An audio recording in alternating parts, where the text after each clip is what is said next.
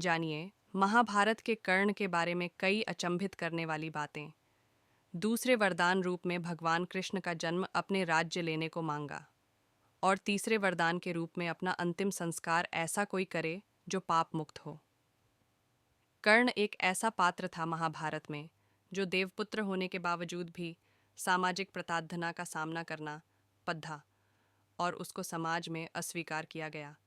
लेकिन कर्ण ने कुरुक्षेत्र में अपने भाइयों पांडवों को छोड़ डचकर कौरवों का साथ दिया था। कौरवों का साथ देने के बावजूद ऐसा क्या हुआ होगा जिसके कारण कृष्ण को कर्ण का अंतिम संस्कार करना पड़ रहा होगा। तो आइए जानते हैं कृष्ण ने कर्ण का अंतिम संस्कार क्यों किया। कुंती और सूर्य का पुत्र था कर्ण। कुंती ने कर्ण को अविवाहित होते हुए जन्म दिया था। एक रथ सारथी ने कर्ण का पालन किया था जिसके कारण कर्ण सूतपुत्र कहा जाता था।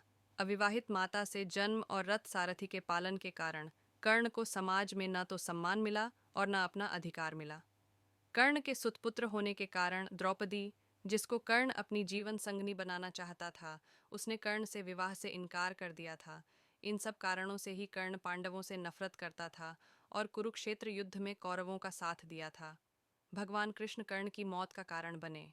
भगवान कृष्ण ने ही अर्जुन को कर्ण के वध का तरीका बताया था। इसी तरीके से ही कर्ण का वध हुआ।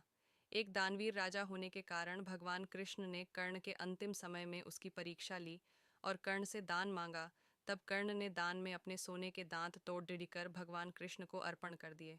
इस दानवीरता से प्रसन्न होकर भगवान कृष्ण ने कर्ण को वरदान मांगने को कहा। कर्ण ने वरदान रूप में अपने साथ हुए अन्याय को याद करते हुए भगवान कृष्ण के अगले जन्म में उसके वर्ग के लोगों के कल्याण करने को कहा। दूसरे वरदान रूप में भगवान कृष्ण का जन्म अपने राज्य लेने को मांगा और तीसरे वरदान के रूप में अपना अंतिम संस्कार ऐसा कोई करे जो पाप मुक्त हो। वरदान देते हुए भगवान कृष्ण ने सारे वरदान स्वीकार कर लिए, परंतु तीसरे वरदान से भगवान कृष्ण दुविधा में आ गए और ऐसी जगह सोचने लगे जहाँ पाप ना हुआ हो। परंतु भगवान कृष्ण को ऐसा कोई जो पाप मुक्त हो यह समझ नहीं आया। वरदान देने के वचनबद्धता थी, इसलिए कर्ण का अंतिम संस्कार भगवान कृष्ण अपने ही हाथों से किया और कर्ण को दिए वरदान को पूरा किया। इस तरह दानवीर कर्ण का अधर्म का साथ देने के बावजूद भगवान कृष्ण को कर्ण का अंतिम संस्कार कर उनको वीर गति के साथ बैकुंठ धाम भेजना पड़ा था। कर्ण को गोद लेने वाले उसके पिता आधीरथ चाहते थे कि कर्ण विवाह करे।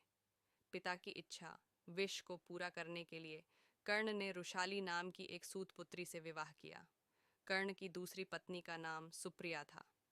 सुप्रिया का जिक्र महाभारत की कहानी में ज्यादा नहीं किया गया है। रुशाली और सुप्रिया से कर्ण के 9 पुत्र थे। वृषसेन, वृषकेतु, चित्रसेन, सत्यसेन, सुषेण, शत्रुंजय, द्विपात, प्रसेन और बनसेन। कर्ण के सभी पुत्र महाभारत के युद्ध में शामिल हुए, जिनमें से 8 वीर गति को प्राप्त हो गए। प्रसेन की मौत सात्यकी के हाथों हुई। शत्रुंजय, वृषसेन और द्विपात की अर्जुन, बनसेन की भीम, चित्रसेन, सत्यसेन और सुषेण की नकुल के द्वारा मृत्यु हुई थी। वृषकेतु एकमात्र ऐसा पुत्र था जो जीवित रहा। कर्ण की मौत के पश्चात उसकी पत्नी रुशाली उसकी चिता में सती हो गई थी। महाभारत के युद्ध के पश्चात जब पांडवों को यह बात पता चली कि कर्ण उन्हीं का ज्येष्ठ था, तब उन्होंने कर्ण के जीवित पुत्र वृषकेतु को इंद्रप्रस्थ की गद्दी सौंपी थी। अर्जुन के संरक्षण में वृषकेतु ने कई युद्ध भी लड़े थे।